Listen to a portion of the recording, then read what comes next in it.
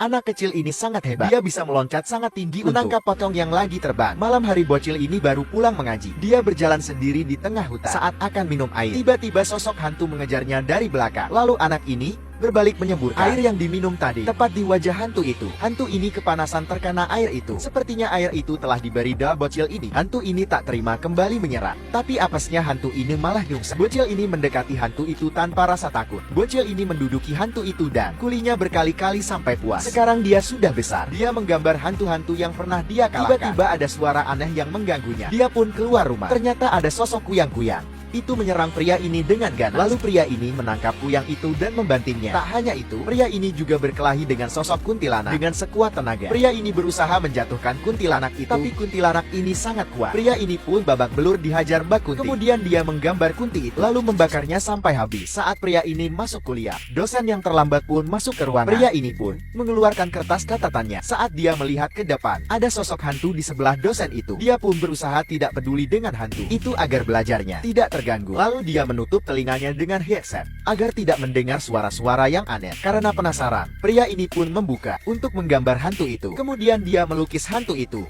Saat hantu itu mengawasi para mahasiswa, tiba-tiba mata mereka beradu pandang. Dengan cepat, pria ini mengalihkan pandangannya agar tidak didatangi oleh hantu itu. Tapi ternyata hantu itu malah mendatangi pria ini tepat di depan wajahnya. Pria ini pun menghajar hantu itu. Mereka pun berkelahi. Teman-temannya keheranan. Begitu juga dengan bapak dosen. Tak ada yang bisa melihat hantu itu karena sudah terlanjur. Dia pun memukuli hantu itu sampai hancur. Setelah selesai, dia pun pergi di luar kelas. Karena emosi, dia melempar tasnya lalu menendang tong sampah. Tak lama kemudian, ada kakek tua. Setelah ditegur kakek itu, pria ini pun jadi takut. Dia mencoba memperbaiki tong sampah itu. Karena tong sampahnya terbuat dari kaleng tebal, dia pun tak sanggup mengembalikannya seperti semula. Pria itu pun langsung pergi. Kakek tua ini seakan paham dengan pria itu. Saat di kantin, tiba-tiba ada tuyul naik ke atas meja. Tapi karena tuyulnya mungil dan lucu, pria ini hanya tersenyum melihatnya. Tuyul ini pun mulai memakan makanan yang ada di atas meja. Saat satu sendok akan masuk ke mulutnya, pria ini menepis tangannya dan menyuruhnya membaca bismillah. Karena merasa belum membaca, dia pun mulai lagi dengan membaca bismillah. Tuyul ini jadi kecewa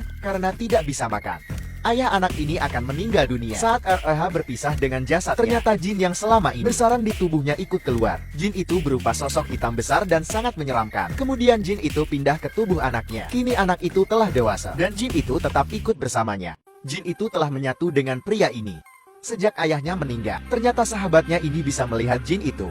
Sahabatnya ini terlihat sangat ketakutan dan tidak berani melihat itu untuk kedua kalinya. Besoknya, ketika dua sahabat ini sedang ada di kantin kampus, terlihat sahabatnya masih memikirkan apa yang dia lihat tadi malam. Dia jadi tak enak hati melihat sahabatnya, tidak seperti biasanya. Lalu dia menarik sahabatnya itu dalam WC, lalu menutupnya. Kemudian pria ini menjelaskan pada sahabatnya tentang makhluk hitam besar yang dia lihat tadi malam, bahwa makhluk itu telah masuk ke dalam tubuhnya sejak ayahnya meninggal dunia dan sekarang telah menyatu dengannya. Kemudian makhluk hitam seram itu kembali menampakkan wujudnya. Tapi pria ini meyakinkan bahwa makhluk itu tidak berbahaya. Lalu dia kembali memasukkan makhluk itu ke dalam tubuhnya. Kemudian pria ini menunjukkan